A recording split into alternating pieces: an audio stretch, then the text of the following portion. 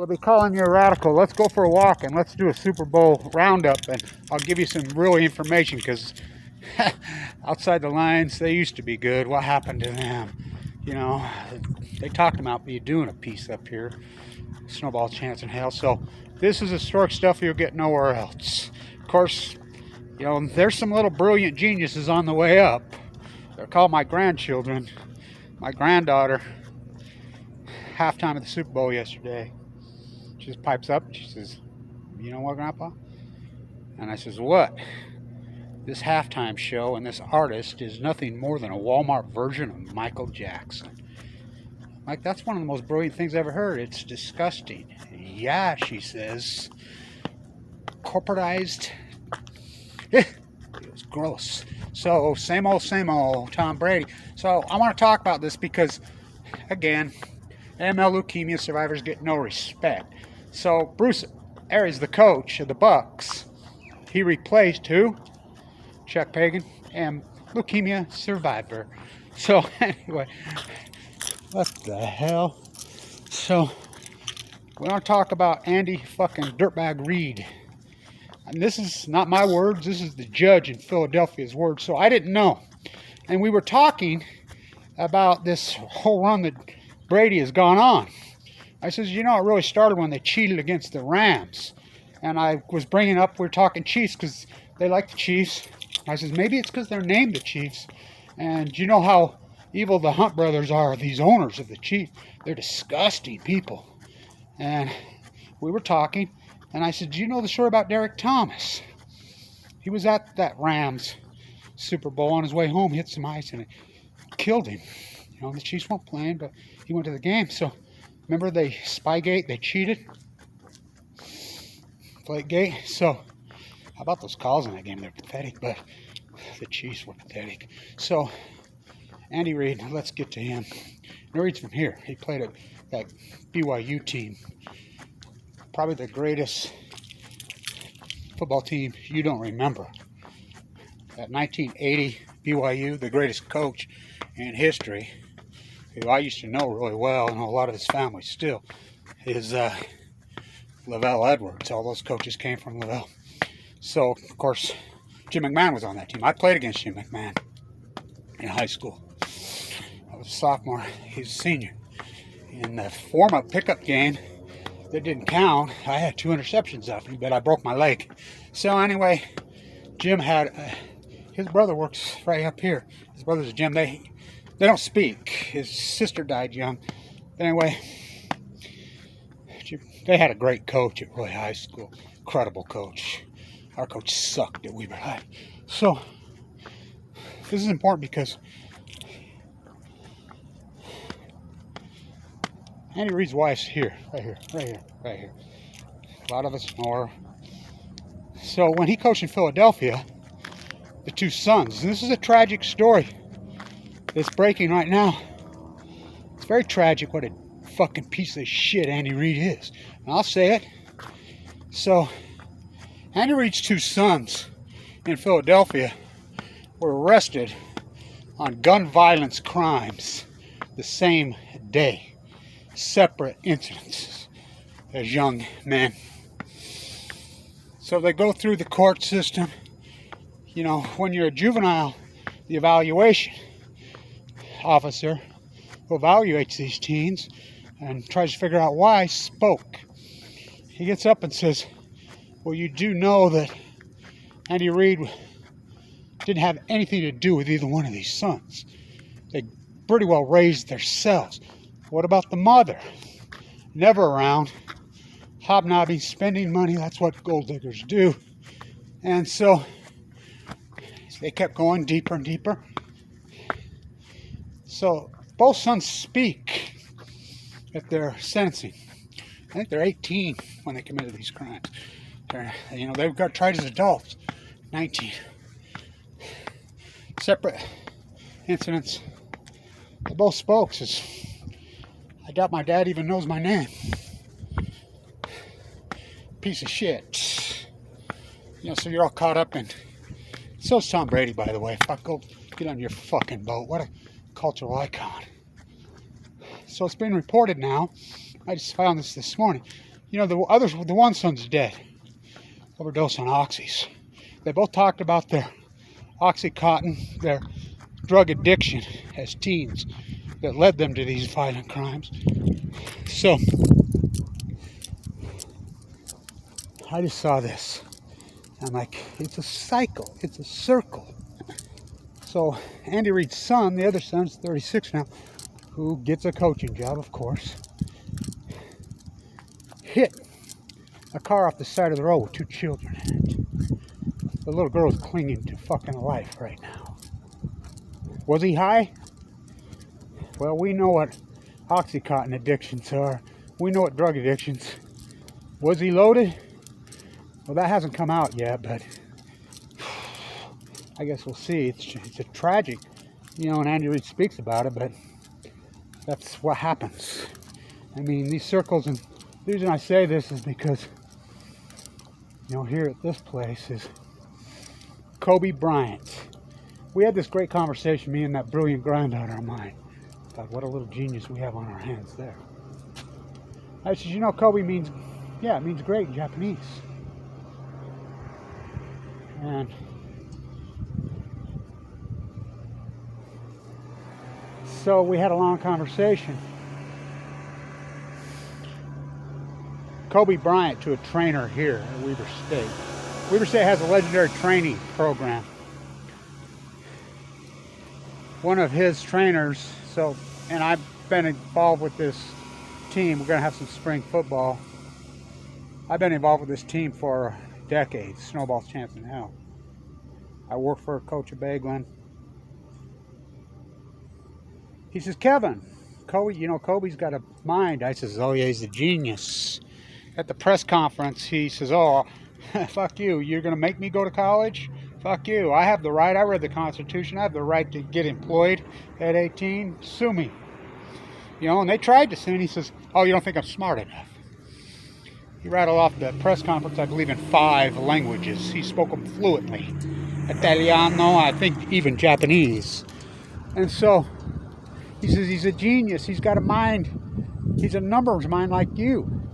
He says, he told me one day that, don't you think it's interesting how the elasticity of time, as I call it, he says sport, especially basketball, will tell the tale of culture before it happens. Kobe Bryant. What a fucking story his is. Kobe's. And I'm like, well, here you have it. Andy Reid. That 1980 fucking football team, 70, 80 points, I fucking get probably the greatest fucking football team. That 84 team at BYU that won it, shit, that 80 team would have beat them by 100. They were that good then. I think it was Winningham, Kyle, University of Utah on that team. So, to this program, we were saying we're going to have spring football. Teron Johnson runs it all the way back. I'm doing the play-by-play right up there into the shack. They didn't win a game, a snowball's chance in hell. I'm trying to do the play-by-play for KWCR. They pulled the plug on us because I said, fuck the NCAA. There's our old tower. They tore it down, sold it off illegally. My little grandson, born 2011, I used to have him with me. You know, I'm full of cancer. He gets loose, runs down the stairs, little shit, gets through the gate, he's on the track. During the game, thank God the cheerleaders got him. He's trying to get on the field. After the game, Teron Johnson, because Teron was all that, we knew it, picked him up. You know, they go from not winning a game to co-champions of the Big Sky. What a turnaround. But my point is this. We talk NCAA, we sensationalize. There's a player here named, that I was friends with, that played for that piece of shit McBride. We just abuse him. A local player. Trevin Smith. 4 kids. Famous on this campus. Great dude. I knew him. Right after his bashed his all-time leading rusher in the history of this school. Not long, 2-3 years after his career, he's got 4 kids. You know, returned Mormon missionary, doing all the right things. He has a heart attack and a stroke. I wonder why. he becomes all fucking messed up. He ends up on the 4th of July, 2019, in a jail cell. They picked him up at the homeless shelter on some ridiculous old warrants. He's distraught. He's having issues. They beat him to death in a jail cell. Black Lives Matter was started on this campus right here by Kevin Blanchard's unarguable. Black Lives Matter was co-opted and stole what its inception was. Million Mass March, the post-circumstance on the death of Danielle Willard, on the death of a no-knock warrant right here in early 2012 of Matthew Stewart. My point of this, the last time these circles, this perpetual nightmare of bad parenting, of, you know, Andy Reid's a god. They know this in Philadelphia. And so, yeah, last year a fluke happened. But this is the same old MO with Andy Reid. Losing big games. That's all he's ever fucking done. I got no fucking respect for him. You know, respect's fucking earned. By the way, another irony. Pedro Gomez. You know, that young Hispanic ESPN who broke a lot of barriers down. I met my granddaughter. Oh, woo woo, we got a woman official. Whoa, that's. And I said, no. It is culturally significant. He died, Pedro, and you can't find the cause of death. Here we go again. So, this is important stuff. You forget about Derek Thomas and the Chiefs. There's a curse on those Chiefs. You ask Marty Schittenheimer. They had the best record in football year after year after year. Derek Thomas on those teams. Have leads and they would lose. You know, the Schottenheimer curse. Lose. They're like the Utah Jazz. They're like Weber State fucking Athletics. You don't think this is true? You ask Damian Lillard. He never played in a tournament. Up by 22 points at halftime in the Big Sky Championship. I just talked to a couple of the players. What is curse? How does Damian Lillard never play in an NCAA tournament? Fuck, I remember down being at Cal Poly down there protesting on the Fukushima day. They were up by 7 points with 40 seconds to go just recently with Jarek Harding on the floor and lost the Big Sky Championship game. There's a curse. Teron Johnson's on the field when they blocked the field goal at the end of the first half to fucking go to the national championship game. That's him. Touchdown. Call. I mean, these circles and these cycles, they're hard to break. That's the old Swenson gym, by the way, where Dick Motta coached. I'll tell you another really great circle. In there with Neil McCarthy's first season. Boy, that place rock. You know, Justin Thigpen, Willie Soldier, who named Dr. J. Judd Heathcote coached at Montana. And I remember that great team. Montana beat him in there, knocked him out. 1995, the best team that Weber State ever. I worked for that team. Coach at Baglin, Ruben Nemhart, all that then some. That team was that good. Look out! Win the first round. They were 14-point underdogs, 7-1 on the money line. All you money liners. That's back when I was a big gambler. I put $1,000 on them.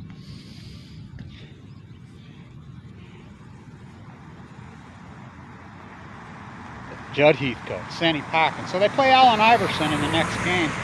And Georgetown to go to the Sweet 16. They're ahead the whole game, beating the shit out of them. Ruben misses the front end of one. I remember Joel, the trainer, told Ruben, I missed free throw, just cost you several $1 million. It's curse. The Wattis curse. Why? Because this is the house. This is the university. The war profiteers, the Brownings, the... Selling to both sides.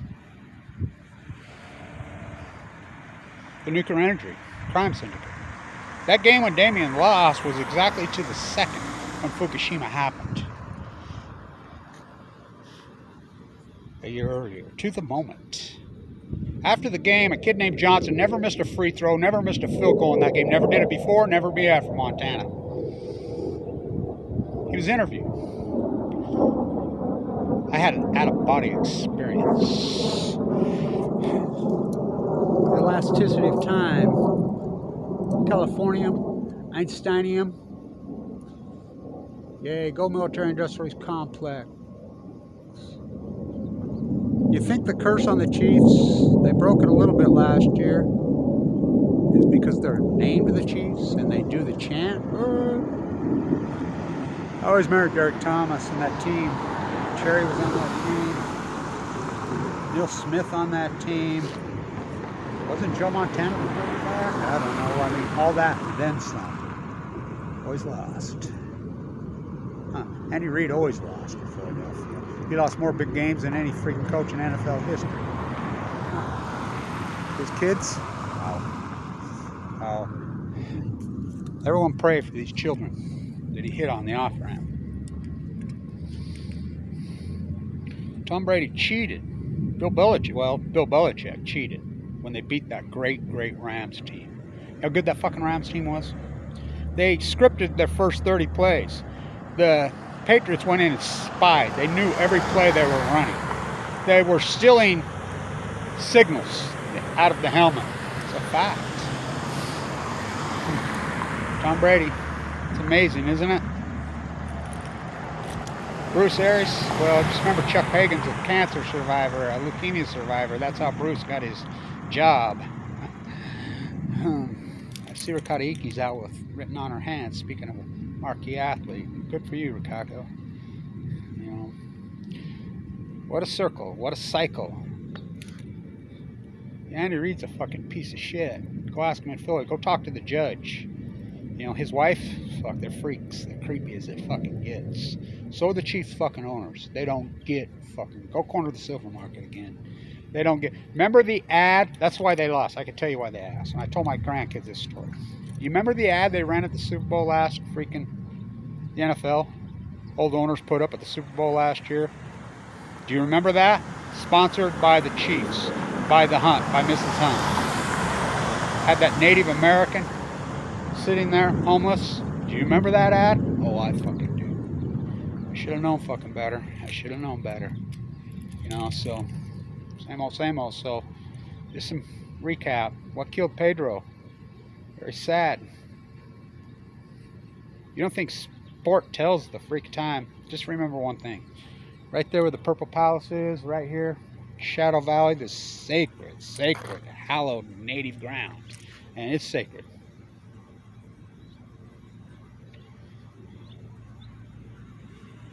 It's very sacred. He didn't put a peach basket up and invent basketball.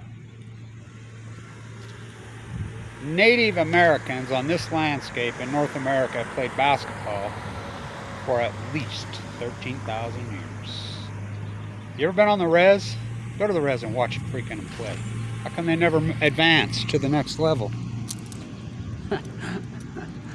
Same reason these two boys of Andy Reid's addictions. I hope he wasn't loaded. I hope he wasn't on pills. I pray to God he wasn't. But I'm telling you, and the moon and the stars, the way they line up in late January, early February as the seasons roll over, always these marquee events that happen right in simultaneous with the Super Bowl. Again, I'll quote that genius granddaughter of mine. This halftime show is nothing more than a Walmart version of Michael Jackson. Disgusting. Stand tuned.